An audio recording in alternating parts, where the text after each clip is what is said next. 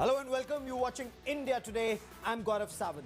Joe Biden took oath as the 46th President of the United States of America. This was the 59th inaugural celebrations. History was made as Kamala Harris took oath as the first woman Vice President of the United States of America. She is also the first woman Vice President of Indian American origin. Joe Biden, of course, is 78 years old. During his inaugural address after the swearing in, he said this was the day of America and of democracy. Joe Biden called upon citizens of his country to fight racism and white supremacy. Kamala Harris scripted history. She was sworn in as the first woman and the first Indian American Vice President. Biden's swearing in ceremony was preceded by performances by celebrities like Jennifer Lopez and Lady Gaga. Joe Biden made it very clear that America will overcome the pandemic, will engage with the world again, and he urged people to cross the divide and treat each other with respect and with dignity.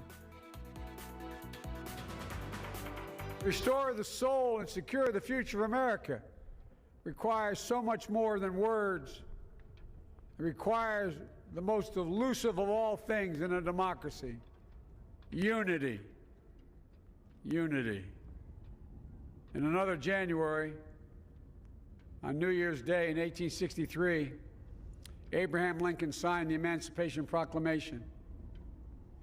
When he put pen to paper, the president said, and I quote, "If my name ever goes down into history, it'll be for this act, and my whole soul is in it." My whole soul is in it. Today, on this January day, my whole soul is in this, bringing America together, uniting our people, uniting our nation. And I ask every American to join me in this cause. For the ages, America has been tested anew, and America has risen to the challenge. Today, we celebrate the triumph not of a candidate, but of a cause, the cause of democracy. The people, the will of the people has been heard, and the will of the people has been heeded.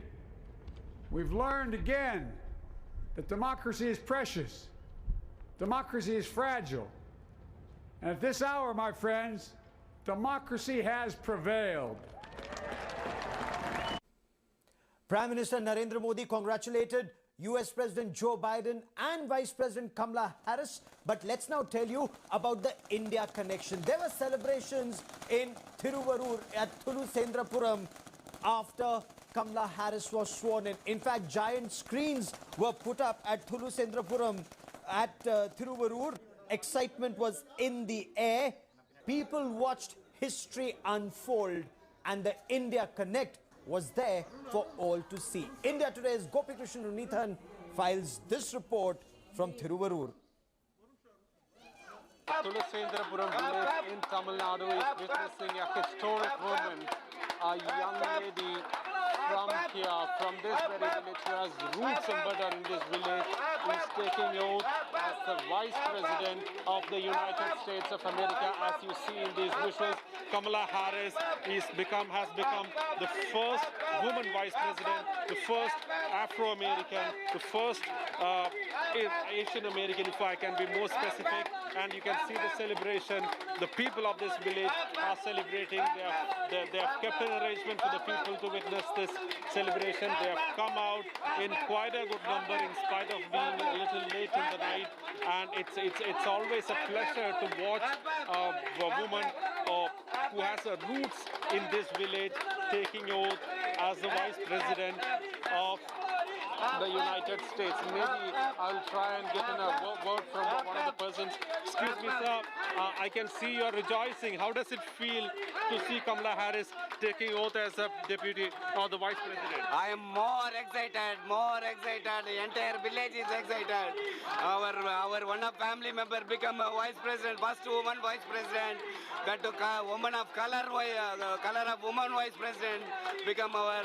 This will create a good relationship between the U.S. and Donald Trump became the fourth president in US history not to attend the inauguration of his successor. He'd already announced he will not be there for the inauguration ceremony. He left for Florida. Before he left for Florida, well, there was a farewell at the Andrews Air Force Base. Now, in his farewell address, Trump termed his tenure as incredible. He listed out his achievements. Trump claimed he accomplished much as President of the United States of America. Let's listen in. It is my greatest honor and privilege to have been your president.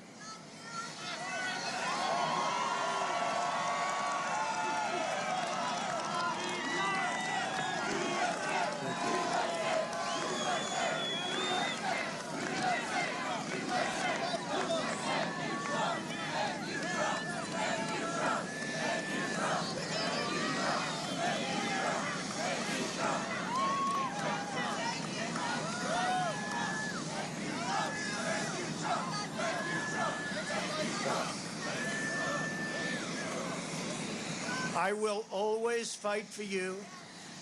I will be watching, I will be listening, and I will tell you that the future of this country has never been better. I wish the new administration great luck and great success.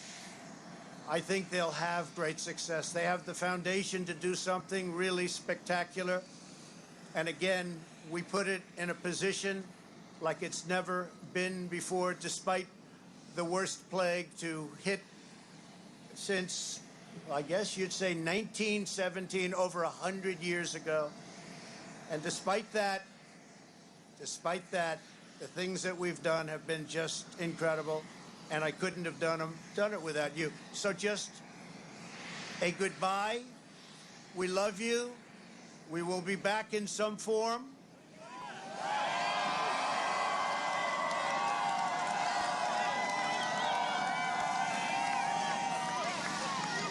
And again, I want to just, in leaving, I want to thank our Vice President, Mike Pence, and Karen. I want to thank Congress, because we really worked well with Congress, at least certain elements of Congress. But we really did. We've gotten so much done that nobody thought would be possible. But I do want to thank Congress. And I want to thank all of the great people of Washington, D.C., all of the people that we worked with to put this miracle together. So have a good life. We will see you soon. Thank you. Thank you very much. We've worked hard. We've left it all, as the athletes would say, we've left it all in the field. We don't have to come and say, we'll never say in a month when we're sitting in Florida, we're not going to be looking at each other and saying, you know, if we only worked a little bit harder, you can't work harder. And we had a lot of obstacles, and we went through the obstacles. And we just got 75 million votes, and that's a record in the history of sitting presidents. That's an all-time record by a lot, by many millions. In the history of sitting presidents, it's been really just an honor. I'm looking at elements of our economy that are set to be a rocket ship up. It's a rocket ship up. We have the greatest country in the world.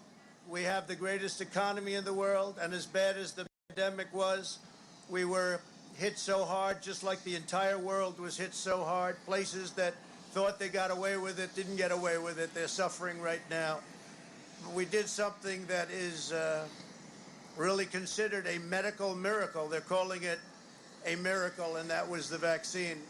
We got the vaccine developed in 9 months instead of 9 years or 5 years or 10 years or a long time. It was supposed to take a long time, many, many years to develop a vaccine. We have 2 out. We have another one coming almost immediately. And it really is a great achievement. So you should start to see really good numbers over the next few months. I think you're going to see those numbers really skyrocket downward. Being your First Lady was my greatest honor. Thank you for your love and your support. You will be in my thoughts and prayers. God bless you all. God bless your families. And God bless this beautiful nation. Thank you. So as he takes over as the 46th President of the United States of America, Joe Biden will have to hit the ground running. Massive challenges, not just on the foreign policy front, but also on the domestic front. And many argue he is inheriting the divided states of America and not the United States of America. Coronavirus pandemic and the economy remain the biggest challenges on the domestic front as he begins the task of now uniting the United States of America.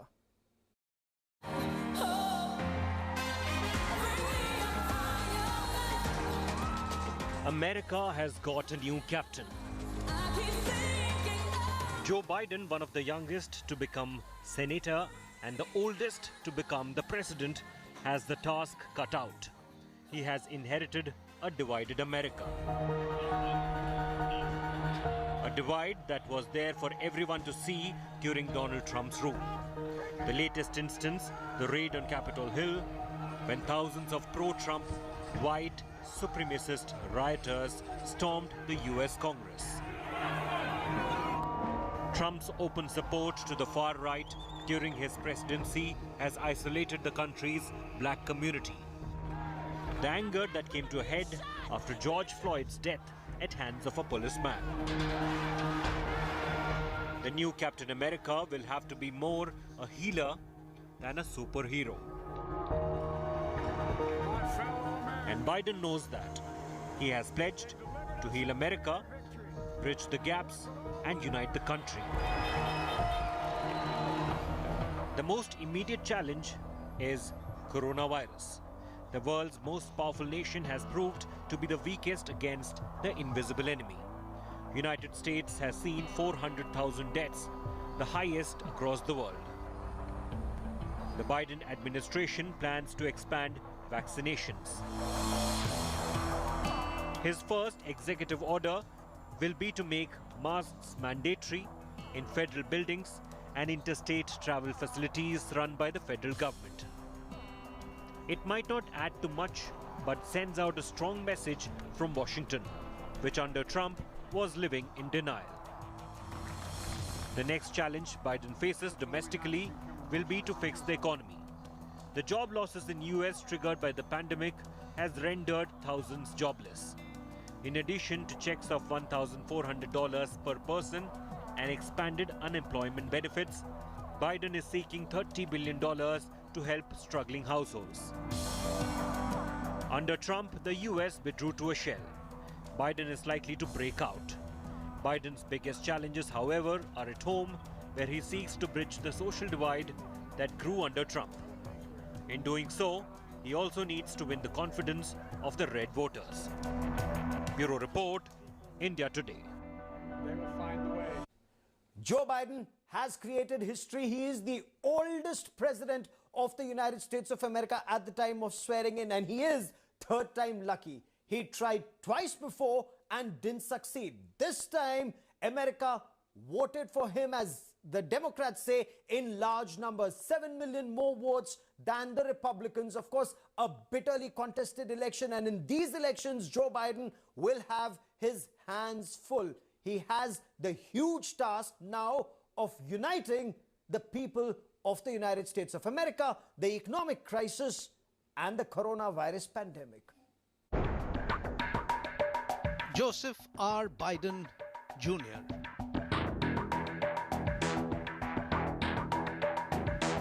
With almost half a century on the national political stage, Joe Biden is all set to achieve a decades-long dream of becoming the President of the United States.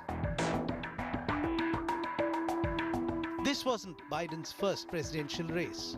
In fact, this was his third. He first tried in 1988, but dropped out after allegations of plagiarism.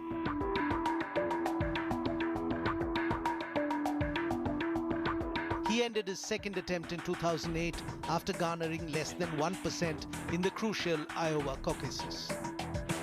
Instead, within a few months, Biden embraced a new position. Let me say it as simply as I can. Yes, I accept your nomination to run and serve with Barack Obama, the next President of the United States of America. Known as middle-class Joe, Biden boasts of a record 4 decades in public office. God bless you all. First elected as a Newcastle County Councillor in 1970, he became the 6th youngest senator in American history when he was elected to the US Senate from Delaware in 1972. Later, he went on to be elected to the US Senate 5 more times. By the time he ran for 2020 Democratic nominations, he was the most recognizable face, boasted of a previous White House experience, and was seen as the front-runner. His personal life, too, touched a chord with the American public.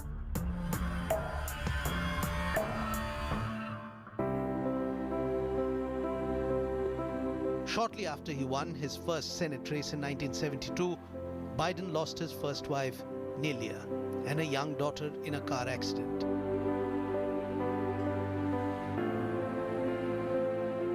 He famously took the oath of office for his first Senate term from the hospital room of his toddler sons, who survived the accident. Decades later, he faced another personal loss when his now 45-year-old younger son, Bo, succumbed to brain cancer. What could have broken a man didn't deter Biden. Instead, he gained considerable reputation as a kind, relatable family man who could lead well.